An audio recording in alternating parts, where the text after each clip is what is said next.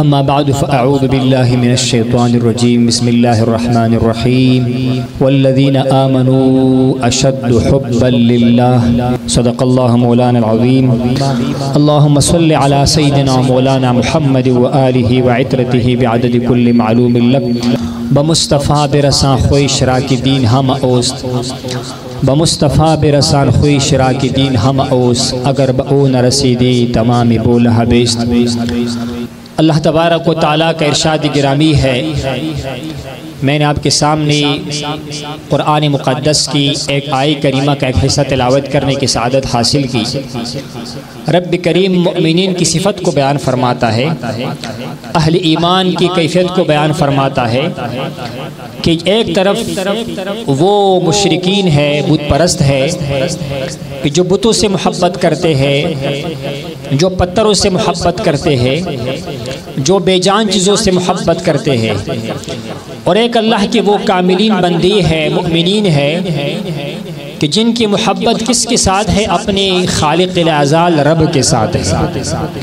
اور ارشاد فرمایا کہ مؤمنین کی شان یہ ہے، اہل ایمان کا شان یہ ہے کہ والذین آمنوا اشد حبا للہ، ایمان والے سب سے بڑھ کر اپنے رب سے محبت کرنے والے ہوتے ہیں۔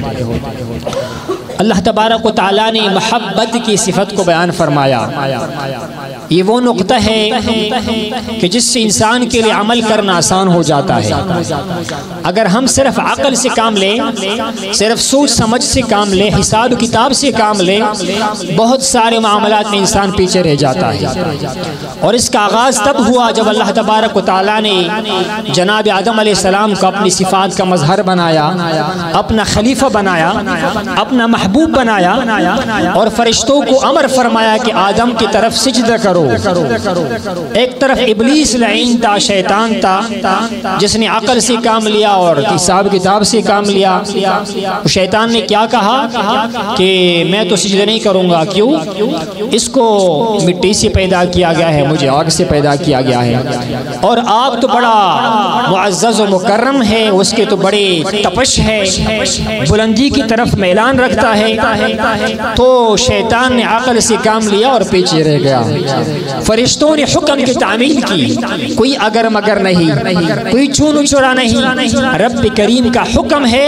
فرشتوں نے خود اس کی کالبوت کو بنایا ہوا تھا، اس کی جسد متحرک کو بنایا ہوا تھا، لیکن جب رب کا حکم آیا تو رب کے حکم کے سامنے فرشتوں نے لبیک کہا، سب کے سب سر بسجدہ ہو گئی۔ تو فرشتوں کا مقام کیا ہوا؟ اللہ کریم نے اس کو وہ بلند سے بلندتر مقامات پہلے بھی عطا کیے تھے، مزید عطا فرمائی۔ اور شیطان ابلیس لعین جس نے عقل سے کام لیا، صرف فکر سے کام لیا، وہ ہلاک ہوا، برباد ہوا۔ یہی مثال ہے اہل طریقت اور سالکین کا کہ مشائخ کرام اپنے سالکین کو، اپنے مریدین کو خالق العزال کی محبت کی طرف لے کے جاتے ہیں، سیڑھی بسیڑھی، قدم بقدم۔ پہلا قدم کیا ہے کہ سالک اپنے شیخ کے ساتھ، اپنے مرشد کے ساتھ محبت کرتا ہے، وہ فانی فی الشیخ ہوتا ہے، وہ شیخ کی محبت میں فانی ہوتا ہے۔ جو شیخ کی سینی میں اللہ تبارک و تعالیٰ کے انوارات پڑے ہیں، تجلیات پڑے ہیں، اللہ تبارک و تعالیٰ کے انوارات کا مظہر ہوتا ہے، تو سالک اپنے شیخ کی محبت میں فانی ہوتا ہے۔ جتنی مرید کی اخلاص زیادہ ہوتی ہے، اتنا کام اس کا جلدی سے مکمل ہوتا چلا جاتا ہے۔ فنا فی الشیخ سے ہوتا ہوا فنا فی الرسول، اور فنا فی الرسول سے ہوتا ہوا اللہ کے کرم سے سالک فنا فی اللہ کے مقام پر فائز ہوتا ہے۔ یہی وہ عظیم نقطہ ہے محبت کا کہ جس سے انسان کی سفر سلوک آسان ہو جاتا ہے۔ یہی وہ نقطہ ہے جس کے بارے میں اقبال نے کہا کہ بے خطر کود پڑا آتش نمرود میں عشق، بے خطر کود پڑا آتش نمرود میں عشق، عقل ہے محو تماشائے لبی عام ابھی، لبی بام ابھی۔ عقل تو کہتا ہے کہ آگ سے خود کو بچاؤ، عذاب سے خود کو بچاؤ، لیکن جناب سیدنا ابراہیم علیہ السلام مبارک اللہ کی محبت میں فانی تھے، وہ خلیل اللہ تھے، خلت کے اعلیٰ مقام پر فائز تھے۔ اس نے اللہ تبارک و تعالیٰ کی بندگی کی خاطر، رب کی رضا رضامندی کی خاطر آگ میں گرنا اور ڈالنے کو قبول فرمایا تو سالک راہ طریقت کا مسافر بھی محبت کے راستے سے اپنے آپ کو بلندی پر پہنچاتا چلا جائے گا۔ یہ محبت ہے جو لوگوں کو کشاں کشاں لے کر آتا ہے۔ صلح حدیبیہ کے موقع پر جب آقا علیہ السلام مبارک کا مشرکین مکہ کے ساتھ وہ معاہدہ طے پا رہا تھا اور وہ صلح نامہ لکھا جا رہا تھا، جب وہ معاہدہ لکھا گیا جناب سیدنا علی شیر خدا مبارک معاہدہ لکھا، اور کیا لکھا کہ یہ معاہدہ کن کے درمیان ہے؟ مشرکین کے نمائندوں کے درمیان اور جناب سیدنا محمد الرسول اللہ صلی اللہ علیہ وسلم مبارک کے درمیان ہے۔ تو مشرکین کی طرف سے جو ان کا نمائندہ تھا اور سفیر تھا سہیل، اس نے اعتراض کیا کہ یہاں پر لکھا گیا ہے کہ محمد الرسول اللہ صلی اللہ علیہ وسلم، ہم تو اس بات پر لڑ رہے ہیں کہ ہم آپ کو اللہ کا رسول نہیں مان رہے ہیں، فلہذا رسول اللہ کی اس اسم کو مٹا دیا جائے اور یہاں پر صرف محمد ابن عبداللہ لکھا جائے صلی اللہ علیہ وسلم۔ جناب علی شیر خدا کی طرف اشارہ کیا گیا کہ اس کو مٹا دیا جائے اور اس کے بجائے ابن عبداللہ لکھا جائے۔ یہاں پر عشق کام میں آیا، ادب کام میں آیا۔ عرض کیا رسول اللہ میں کیسی جرأت کر سکتا ہوں کہ یہاں پر آپ کے مبارک نام کے ساتھ رسول اللہ لکھا گیا ہو اور میری قلم کی سیاہی اس کے اوپر سے گزر جائے؟ یا رسول اللہ میں یہ برداشت نہیں کر سکتا، میں یہ کام نہیں کر سکتا۔ محبوب عربی نے خود قلم اٹھایا اور اپنے مبارک نام کے ساتھ اس کو مٹا کر محمد کے ساتھ ابن عبداللہ لکھا صلی اللہ علیہ وسلم۔ یہ ہے محبت۔ جس سالک کو یہ محبت، یہ اخلاص، یہ ادب نصیب ہو جائے، اس کا کام جو ہے بلندی کی طرف چلا جاتا ہے۔ اور اسی لیے اس راہ سلوک میں سالک، جس طرح مشائخ کرام فرماتے ہیں، شیخ کے دربار میں آنا ہو، آپ کے پاس اگر علم ہے، اگر آپ کے پاس کوئی کمال ہے، کوئی فن ہے، اس سب کو دربار اور دروازے کے باہر چھوڑو، شیخ کی بارگاہ میں آؤ، خالی برتن لے کر آؤ، خالی کاسے کے ساتھ آؤ۔ جب واپس جاؤ گے وہ کاسہ بھرا ہوا ہوگا فیض کے ساتھ، انوارات کے ساتھ، تجلیات کے ساتھ۔ اللہ ہمیں اخلاص نصیب فرمائی، یہ عقیدتی نصیب فرمائی، یہ محبتی نصیب فرمائی۔ جناب سیدنا صدیق اکبر نے کیا جواب دیا تھا مبارک؟ جب آپ کو کہا گیا کہ آپ کی دوست نے دعویٰ کیا کہ میں تو معراج کے سفر پر گیا اور میں نے جناب والا بیت المقدس میں گیا، میں نے جنت و جہنم کو دیکھا، لوگوں نے کیا کہا کہ معاذ اللہ یہ تو جھوٹ ہے، ممکن نہیں ہے۔ تو آپ کے عشق ادب نے کیا جواب دیا؟ اگر میرے یار نے یہ بات فرمائی ہے، میرے محبوب نے یہ بات فرمائی ہے، تو مینو عن مجھے تسلیم ہے، جو اس نے کہا ہے تو سچ کہا ہے۔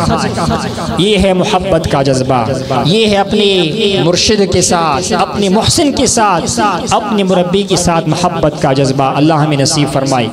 جناب سید عامر حسین شاہ صاحب کی طرح ہم نے دیکھا جناب مبارک رحمہ اللہ کے عاشقین آئے اور آپ مبارک کی محبت میں فانی ہو گئی، کوئی کہاں سے آیا، کوئی کہاں سے آیا۔ یہ نہیں دیکھا کہ مبارک صاحب تو پٹھان ہے، ان کو اردو بولنا نہیں آتا، ہمیں پشتو بولنا نہیں آتا، لیکن عشق کی زبان چل رہی ہوتی تھی، محبت کی زبان چل رہی ہوتی، اور یہ بہت بڑی قیمتی زبان ہے۔ یہ زبان جو ہے ظاہراً تو یار من ترکیس من ترکی نہ بیدانم، میرا محبوب ترکی زبان والا ہے، مجھے ترکی نہیں آتی ہے، لیکن جو عشق کی زبان ہے بڑی حاوی ہوتی ہے، بڑی طاقتور ہوتی ہے۔ حدیث مبارک میں ہے دو محبت کرنے والے قیامت کے دن ایک مشرق میں دفن ہو چکا ہوگا، ایک مغرب میں، لیکن محبت کی وجہ سے اللہ کریم دونوں کو اکٹھا مبعوث فرمائے گا، جنت میں اکٹھا داخل فرمائے گا۔ یہ محبت کی زبان ہے، عشق کی زبان ہے، اللہ ہمیں نصیب فرمائے۔ خود یہ ماہ مبارکہ شوال مکرم کا مہینہ ہے۔ جناب سیدنا دادا مرشد ہمارے سمنگانی سے مبارک رحمہ اللہ کا یہ عرس مبارک کا مہینہ بیا مبارک کا عرس گزرا ہوا ہے۔ اس مبارک نے فرمایا کہ ہم سے پہلے ہمارے اس طریقہ عالیہ نقشبندیہ کے اندر سالک کی ترقی کے مختلف ذریعے تھے۔ کچھ مشائخ کے ہاں وقوف قلبی، قلب کی طرف متوجہ نہ ہونا ہے، کسی کے ہاں صرف اسم ذات کا ذکر ہے، مختلف اصطلاحات نقشبندیوں کو بروئے کار لیا جاتا تھا، اور اس سے پہلے رابطی کا تصور تھا، کہ شیخ سے رابطہ رکھو، شیخ کا تصور کرو۔ تو آپ مبارک فرمایا کرتے تھے کہ ہم نے اس طریقے کے اندر جس چیز کو زیادہ فروغ دیا ہوا ہے، جو سب سے کمال کا چیز ہے، وہ کیا ہے؟ وہ محبت ہے کہ مرید اپنے شیخ کی محبت میں فانی ہو جاتا ہے۔ اور جب یہاں سے محبت ہوتا ہے، اخلاص ہوتا ہے، تو شیخ کی طرف سے بھی محبت پیدا ہو جاتی ہے۔ الحب من الجانبین والبغض ہاکذا، محبت دونوں جانب سے ہوتی ہے۔ اگر مرید کے سینے میں شیخ کی محبت ہے تو شیخ کی اس کے ساتھ محبت پیدا ہو جاتی ہے۔ لیکن یہاں پر کمال یہ ہے، فرماتے ہیں کہ ہم سالکین کی سینوں میں محبت کو ڈال دیتے ہیں، سالکین کے اندر خود بخود محبت پیدا ہو جاتی ہے، اور محبت کے جو سفر ہے وہ پھر بہت سرعت کے ساتھ، تیزی کے ساتھ کم کر دیتا ہے۔ تو للہ الحمد، اللہ نے ہمیں اس راستہ نصیب فرمایا، یہ راستہ نصیب فرمایا، اللہ ہمیں اس کے ساتھ استقامت نصیب فرمائی، اس پر کاربندی کی توفیق نصیب فرمائی۔ یہ محبت کا جذبہ اور اس کے ساتھ کاربند رہنا، اللہ کی خاطر محبت کرنا، حدیث مبارک میں ہے سب سے بڑی صفت جس سے ایمان مکمل ہوتی ہے، جب تم کسی سے محبت کرو تو اللہ کی خاطر محبت کرو۔ کسی کے ساتھ بغض رکھنی ہے، عداوت رکھنی ہے، اپنی ذات کی خاطر نہیں، رسم و رواج کی خاطر نہیں، اپنے آپ کو مٹا کر رب کریم کی رضا کے لیے محبت بھی رکھنی ہے اور بغض بھی رکھنا ہے۔ جو اللہ کا دشمن ہے اس کے ساتھ دشمنی کرو، جو اللہ کا دوست ہے اس کے ساتھ دوستی کرو۔ اللہ کے سب کو عمل کرنے کی توفیق نصیب فرمائے، اپنی خاص بندوں کے ساتھ محبت اور اپنے دشمنوں کے ساتھ، دین کے دشمنوں کے ساتھ بغض رکھنے کی توفیق نصیب فرمائے۔ ہمارے جو بھائی مشکل سے دوچار ہے، یہ امت کے امتحان کا دور ہے، فلسطین کے اندر مسلمان بھائیوں پر ظلم ہو رہا ہے، ہماری سینے میں درد ہونا چاہیے، اس کے لیے دعائیں ہونی چاہیے، حتی الامکان کوشش ہونی چاہیے۔ حدیث مبارک میں ہے مسلمانوں کا مثال جسد واحد کی طرح ہے، ایک جسد کی طرح ہے۔ کسی کی آنکھ میں درد ہو پوری جسم میں تکلیف و کرب ہوتی ہے، کسی کے سر میں درد ہوتی ہے پوری جسم کو تکلیف ہوتی ہے۔ مسلمانوں کا مثال جسد واحد کی طرح ہے۔ اللہ کریم ہمارے ان بھائیوں کی مشکلات کو حل فرمائے، ان پر ظلم کرنے والے یہود کو، اسرائیل کو اللہ تبارک و تعالیٰ نیست و نابود فرمائے، ہم سب کو اتفاق و اتحاد نصیب فرمائے، اپنے دوستوں کی محبت نصیب فرمائے۔ وآخر دعوانا ان الحمد للہ رب العالمین۔